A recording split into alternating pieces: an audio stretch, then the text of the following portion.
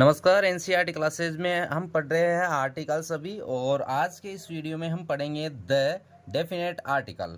तो जो article a और एन का प्रयोग था, यूज़ था और उनका रूल थे, वो हमने पिछले वीडियो में बता दिए हैं। तो आज के इस वीडियो में डेफिनेट आर्टिकल द का प्रयोग हम जानेंगे, किन के साथ में द का प्रयोग किया जाता है। यूज ऑफ द का प्रयोग उस नाउन किससे पहले करते हैं, नाउन से पूर्व किया जाता है जो निश्चित है, जो नाउन निश्चित है, विशेष है या जिसकी चर्चा पूर्व में की जा चुकी है, जो पहले से ही निश्चित है या पहले से उसको जानते हैं, उसके साथ में हम प्रयोग करते हैं किसका, द का डेफिनेट आर्टिकल कहा जाता है। इसलिए इसको डेफिनेट आर्टिकल कहा जाता है क्योंकि जो पहले से ही जानी जाती है या निश्चित है या विशेष है, उनके साथ में द का प्रयोग किया जाता है। आज के इस वीडियो में अब इसके रूल जानेंगे कि कौन कौन से रूल है जिनके साथ में हम द का प्रयोग करते हैं, किन नियमों के आधार पर हम द का प्रयोग करते हैं। द का प्रयोग करने का पहला नियम है जब किसी पूर्व निर्धारित वस्तु के बारे में कहा जाता है, जिस वस्तु के बारे में पहले से हमें जानकारी है उसके बारे में अगर कहा जाता है तो वहां पर हम आर्टिकल के रूप में द का प्रयोग करते हैं।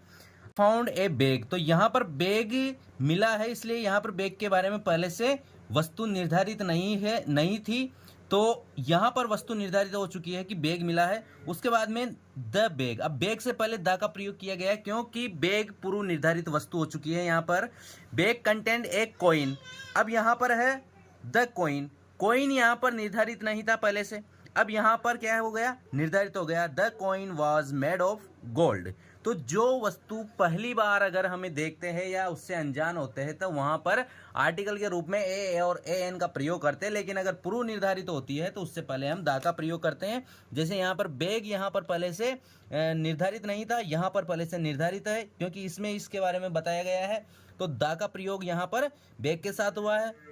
यहाँ कॉइन है तो कॉइन यहाँ पर निर्धारित नहीं था पहले से, अब कॉइन पहले से निर्धारित नहीं था, यहाँ निर्धारित है, इसलिए यहाँ पे द का प्रयोग किया गया है। सिब आउट ए सिल्क साड़ी, सिब आउट ए सिल्क साड़ी, तो यहाँ पर ए का प्रयोग किया गया है साड़ी, सिल्क साड़ी से पहले यहाँ ये पूर्व निर्धारित वस्तु नहीं थी, लेकिन अब यहाँ पर हमें पता चल गया है ए सिल्क साड़ी के बारे में, ठीक है। द साड़ी, अब यहाँ पर द का प्रयोग किया गया है क्योंकि उसके बारे में पहले जिक्र हो चुका है इस ऊपर वाले सेंटेंस में, तो वो निर्धारित हो चुकी है। The sari is very costly, तो इस तरह से अगर कोई पूर्व निर्धारित वस्तु होती है तो उससे पहले हम द का प्रयोग करते हैं। अगला नियम है कंपेरेटिव डिग्री से पूर्व। कंपेरेटिव डिग्री मतलब दो अगर सेंटेंसों में कंपेयर किया जाता है तो उससे पहले द का प्रयोग किया जाता है, वो एडवर्ब की तरह किया जाता है। यहां सेंटेंस हमारे दिए गए हैं, the more she gets, the more she demands, उसे जितना मिलता है वो उतनी ही डिमांड मांग करती है, ठीक है। तो यहाँ पर इसको उतनी ही मांग करती है, उसको दिया जाता है, दोनों से कंपेयर किया गया है, इसलिए यहाँ पर आर्टिकल के रूप में द का प्रयोग किया गया है जो एडवर्ब की तरह है। द स्नूर ही कंप्लीट्स, वह जितना जल्दी करेगा, पूरा काम करेगा, द बेटर इट इज, ये उस क्या होगा, उतना ही अच्छा होगा। तो यहाँ पर भी दोनों को, काम को और अच्छे को कंपेयर किया गया है कि किसी भी काम को जितना जल्दी आप कर सकते हो उतना ही वो क्या होता है, अच्छा होता है। तो यहाँ पर भी द का प्रयोग किया गया है, द स्नूर और द बेटर, इन दोनों को कंपेयर किया गया है, द मोर और यहाँ पर भी द मोर। अगला नियम है शरीर के अंगों, पार्ट्स ऑफ बॉडी के पूर्व द का प्रयोग किया जाता है। किसी भी शरीर का अंग हो, शरीर का कोई अंग हो तो उसके नाम से पहले द का प्रयोग किया जाता है। सेंटेंस से समझते he was wounded in the arm, arm शरीर का अंग है, इससे पहले द का प्रयोग किया गया है। Ram hit him in the head, head से पहले द का प्रयोग किया गया, हेड शरीर का अंग है, तो किसी भी शरीर के अंग से पहले द का प्रयोग किया जाता है।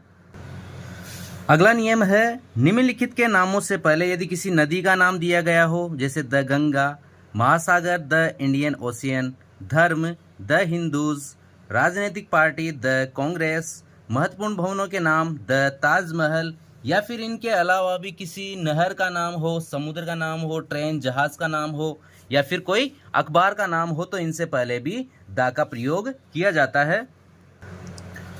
यूनिक वस्तुओं से पहले अगर कोई यूनिक है, उसके जैसा दूसरा नहीं है, तो वहाँ पर भी हम द का प्रयोग करते हैं, जैसे the sun, the moon, the earth, the world. लेकिन कुछ चीज़ें हैं जिनके साथ में हम यूनिक है फिर भी उनके साथ में हम द का प्रयोग नहीं करते। वो है गॉड, पार्लियामेंट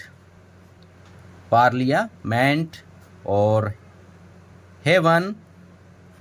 इन सब के आगे हम द का प्रयोग नहीं करेंगे, लेकिन इन सब से पहले हम क्या करेंगे, द का प्रयोग करते हैं। धार्मिक ग्रंथों के नाम से पहले, कोई भी धार्मिक ग्रंथ है उनके नाम से पहले भी हम आर्टिकल में द का प्रयोग करते हैं, जैसे the Ramayana, the Quran, the Bible.